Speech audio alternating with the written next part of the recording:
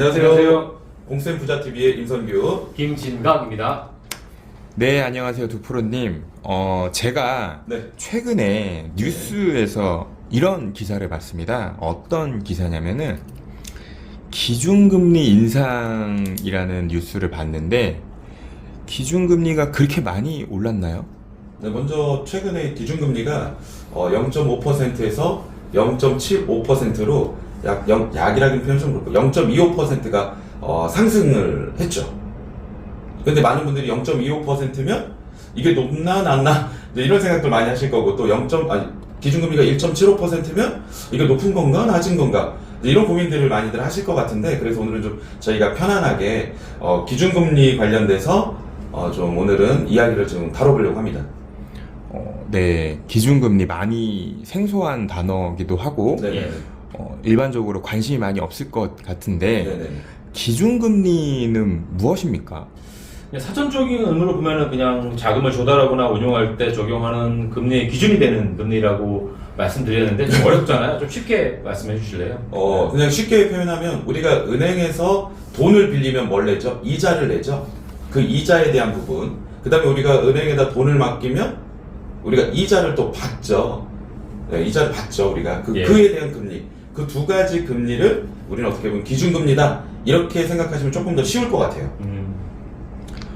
그러면 네네. 기준금리가 상승하게 되는 이유에는 어떤 것들이 있을까요?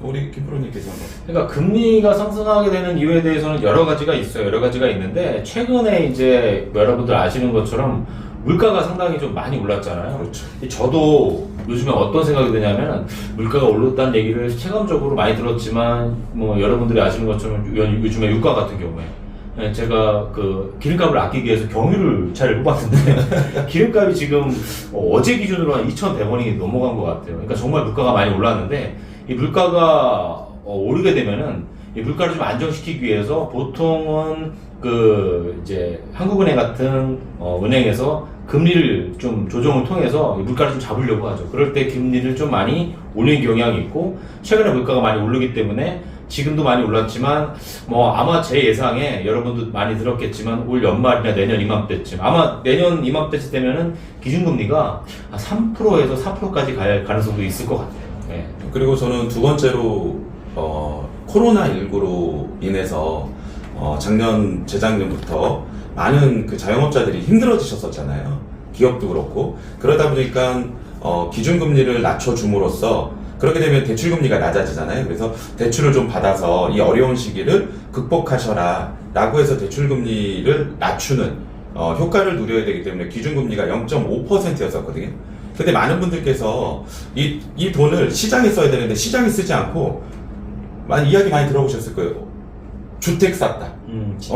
내 집 마련을 한다. 그러다 보니까 주택을 사는 사람들이 많아지니까 대출받아서 주택값이 굉장히 많이 뛰었죠. 그러다 보니까 이 주택값을 잡아야 되는 하나의 요인도 발생했을 것이고, 두 번째는 또 주식이라든가 코인 이런 쪽에다가 이제 투자를 하다 보니까 이 투자라는 게 잘 되면 좋은데 잘못되면 어떻게 보면 한국은행에서는 자금을 회수를 못할 수도 있잖아요. 이럴 때는 대출을 어떻게 하죠? 막아야 되니까 금리를 상승시킴으로써 대출금리까지 같이 올라가게 되면은 이러한 금융 투자 방법들이 멈출 수 있거든요. 그래서 그런 부분들을 기대하는 효과로도 금리를 상승시키지 않았나라는 생각을 합니다. 금리가 상승하면서 또 벌어지는 일들은 어떤 일들이 있을까요? 벌어지는 일이라기보다는 반대로 사회자님한테 지금 질문을 드리면은 금리가 올라가면은 좀 좋을 것 같아요, 나쁠 것 같아요? 저는 예. 좋을 것 같아요. 왜 좋을 것 같아요? 적금을 할 때 이자를 많이 주니까요. 그러니까 돈이 많으시가 봐요. 그러니까 금리가 올라갔을 때는 현금이 많거나 자산이 많은 사람들이 좋죠. 왜냐면은 금리가 올라가면 내 그 대출 그 적금 이율이 올라가니까. 근데 반대로 대출이 좀 많은 분들은 좀 어떨 것 같아요? 힘들어질 것 같아요. 힘든 정도가 아니라 고통스러울 거예요. 그러니까 사실 지금 아까 이프로님이 얘기한 것처럼 기억하면은 그 코로나19 2020년도 당시에는 대출금리가 2%대였어요. 맞아요. 사실은 이게 당연하다고 생각하지만 역사적으로 대출금리가 제일 낮았던 시기인데 기준금리가 그때 당시에 이제 0.5%였거든요. 근데 기준금리가 뭐 3%, 4% 되게 되면은 대출금리가 무려 6%. 이게 신용대출이 아니에요. 담보대출금리가 6%, 7%대까지 가게 되면 아마 대출 지금 현재 많이 받고 계신 분들은 밤잠을 못 이룰 겁니다. 맞아요. 그러니까 네. 첫 번째 벌어질 일이 대출 금리가 상승할 수도 있다. 그래서 이제 네. 뭐 지금 신문 기사 보시는 것처럼 뭐 7%까지 올라갈 것이다. 네. 근데 많은 전문가들은 10% 이상도 지금 보고 있죠. 그래서 첫 번째는 대출 금리가 매우 높게 상승하지 않을까라는 조심스러운 또 그래서 예측을 하게 되는 거죠. 여기서 제가 최근에 어떤 공무원분한테 이 얘기를 들었는데 이거에 좀 답변 좀 해주세요. 네네. 그러니까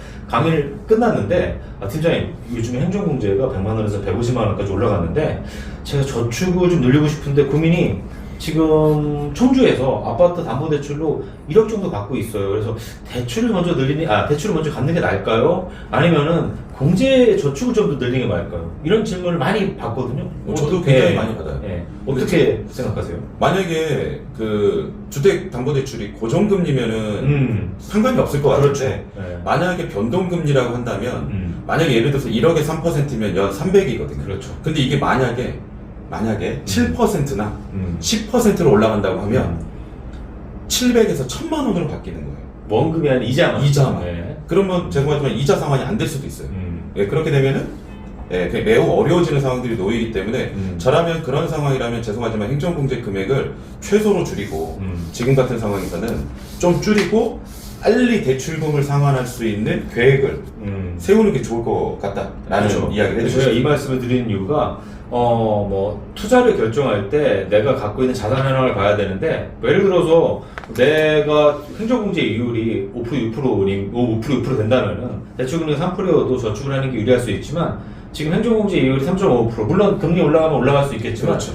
대출이자가 올라가는 속도가 사실 금리가 인상됐을 때 지금 사회자님이 생각하는 것처럼 은행 예적금 금리보다는 대출금리가 먼저 맞아요. 훨씬 더 빨리 올라갈 거예요. 그래서 제가 볼 때 당분간 1년에서 2년 사이는 지금 우리 공무원분들 선생님들이 그 향후의 저축 계획을 대출 상환이 만약에 좀 계획이 있다면 대출 상환을 먼저 하는 쪽으로 하는 게 좋지 않을까 싶습니다. 그렇죠. 예. 그럼 이렇게 보면 사회자님이 보시기에 앞으로 그럼 주택 가격은 어떻게 될 것 같으세요? 대출을 다들 안 받으려고 하니까 그렇죠. 가격 떨어지지 않겠습니까? 그렇게 예측하죠. 네. 저희도 그렇게 예측해요. 왜냐면은 많은 분들이 대출 금리가 낮을 때는 대출을 받아서 집을 살려고 하는 수요층이 많아지잖아요. 근데 지금 같은 경우에는 대출금을 빨리 상환을 해야 되지, 그렇지 못하면 잘못하면 경매나 아니면 빠른 처분이 될 수도 있어서 공급이 많아지고 말씀하신 것처럼 수요자들은 줄어들게 될 것 같죠. 그렇게 되면은 주택 가격은 하락할 수도 있으니까 또 내 집 마련이나 주택 마련을 고민하시는 분들은 한 2, 3년 정도 좀 주택 시장을 잘 지켜보신다면 또 좋은 기회가 될 수도 있어요. 반대로 또 이런 경우에는. 맞아요. 그러니까 무조건 위기에 이변에는 기회가 있으니까 이런 분들도 있거든요.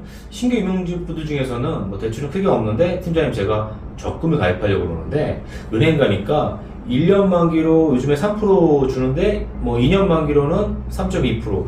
근데 요즘 같은 은행 금리가 높아진 시기에는 적금을 좀 길게 가입하는 것보다는 짧게 가입해서 금리 오르는 것들 효과를 다 보는 것도 뭐 나쁘지 않습니다. 그렇죠. 예. 그 다음에 이제 어떻게 보면 이제 그 금리가 상승하게 된 계기 중에 하나가 또 이제 미국의 금리 인상이었잖아요. 그렇죠. 기준금리 인상이죠. 네, 미국의 기준금리를 인상한다고 하니까 예. 2%대로 올리겠다라고 이렇게 딱 이야기를 하다 보니까 대한민국은 0.5%인데 많은 분들이 대한민국에 있는 돈이 미국으로 갈 가능성이 매우 높잖아요. 그래서 어떻게 보면 또 기준금리가 상승하게 된 계기가 또 되는 건데 기업 같은 경우에는 이렇게 금리가 상승하게 되면 대부분 기업은 대출을 받아서 어떻게 보면은 회사를 많이 운영하잖아요. 근데 갑자기 기준금리가 올라가면서 대출금리가 올라가게 되면 고정 지출이 많아지는 거잖아요. 이럴 때 기업에서 뭘부터 해야 될까요? 사회자님이 보시기에. 사장님에서 너무 어려운 질문을 하는 거 생각지도 못했던 질문을 하시네요. 좀 고정 지출을 줄여야 되지 않겠습니까? 그렇죠. 지출 나가는 것들을 이제 뭐 돈 나갈 때가 많아졌으니까. 그렇죠. 예. 그렇게 보면 IMF 때 보면 네. 기업들이 뭐부터 했죠? 구조조정부터 했죠. 네, 고정비 중에 큰 그렇죠. 인건비를 줄였죠. 그렇죠. 그러면은 지금 같은 상황이라면 앞으로 이런 상황들이 오지 않을까라고 조심스럽게 예측될 수가 있는 거죠. 기업들이 구조조정을 진행할 수도 있다. 그렇죠. 왜냐면 인건비를 줄여야 되잖아요. 말씀하신 것처럼. 그래서 또 이제 그런 상황이 놓여질 수도 있기 때문에 무엇보다 중요한 게 저는 그래서 가정의 가계부 점검이 매우 중요하지 않나. 그렇죠. 이런 위기일 때는 뭐 투자 수익을 더 높이거나 뭐 주식이나 이런 부동산에 좀 관심을 기울이는 것보다는 대출금리가 올라가니까 우리 가계의 소득 지출하고 그렇죠. 지난번에 얘기했던 그 고정지출 이런 것들을 점검하고 맞아요. 거기에 이제 그 대비해서 내가 대출을 먼저 갚을지 아니면 저축을 좀 늘릴지 이런 것들을 기본적으로 점검하는 게 가장 중요한 시기인 것 같아요. 맞아요. 왜냐면 이제 기업에서는 성과급이나 이런 부분들도 많이 줄어들 예. 것 같고, 예. 그리고 급여 인상률도 당분간은 또 멈출 수도 있잖아요. 그래서 그런 상황들을 조금 예측 가능하니까 그런 가계부 점검 좀 많이 필요했으면 좋겠고요. 반대로 이럴 때는 또 기업의 어떻게 보면은 그 수익성이 많이 떨어질 수도 있잖아요. 예. 그렇게 되면 주식 가격은 어떻게 될 것으로 예측하세요, 우리 김 뭐 프로님? 좀 지금 최근에 뭐 여러분 아는 것처럼 뭐 거의 폭락장 수준으로 해서 주가는 좀 많이 내려갔는데 반대로 이제 이 상황 자체는 어떻게 보면은 기업 가치가 내려갔다기보다는 지금 주가 자체가 좀 많이 싸진 상황이니까 기회를 볼 수 있는 것 같아요. 그렇죠. 네. 왜냐하면 이게 기준금리가 높아지니까 많은 분들이 위험자산에서 이제 안전자산으로 가려고 하는 심리가 강하거든요. 그러다 보니까 지금 현재 주식시장이 뭐 얼마 전까지만 하더라도 3,400포인트까지 갔었는데 지금은 2,300포인트, 400포인트에서 왔다 갔다 하고 있거든요. 그럼 이럴 때는 반대로 저는 뭐 여유 자금이 있거나 아니면은 매달 그 적금을 하고 있는 부분들이 있다라면 이럴 때 조금 투자 포트폴리오를 조금 조정해서 적립식 펀드에 조금 투자하는 방법도 저는 괜찮다고 보거든요. 우리 김 프로님은 어떠세요? 당연하죠. 그러니까 사실 그 거치식 펀드나 목돈을 운용하는 건 상당히 좀 신중할 필요가 있는데 이 정식 펀드를 전문가들이 권하는 이유는 상승장일 때든 하락장일 때든 안정적으로 포트폴리오를 구성하기 위해서거든요.